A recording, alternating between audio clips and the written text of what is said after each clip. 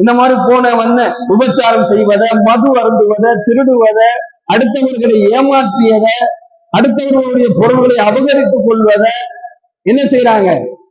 அதை சொல்லி மகிழ்ச்சி கொள்ளக்கூடிய ஒரு சூழலை பார்க்கிறோம். அல்லாஹ் பாதுகாக்க வேண்டும். அதே போன்று அடுத்தவர்களை காயப்படுத்தி விட்டு மகிழ்ச்சி கொள்வது. பெருமானார் ஸல்லல்லாஹு அலைஹி வஸல்லம் அன்னவர்கள் நீங்க மகிழ்ச்சி அடைவதற்காக வேண்டி அடுத்தவர்களை விளையாட்டுக்கு கூட என்ன செய்யாதீங்க, விளையாட்டுக்கு கூட அடுத்தவர்களை நீங்கள் கொச்சப்படுத்தக்கூடாது, அடுத்தவர்களை நீங்கள் தரம் தாழ்ந்து பேசக்கூடாது, அடுத்தவர்களை நீங்க என்ன செய்யக்கூடாது, மனம் நோவும்படி நடந்து கொள்ளக்கூடாது. அதுல ஒரு சின்ன மகிழ்ச்சி கிடைப்பதாக இருந்தாலும் சரி.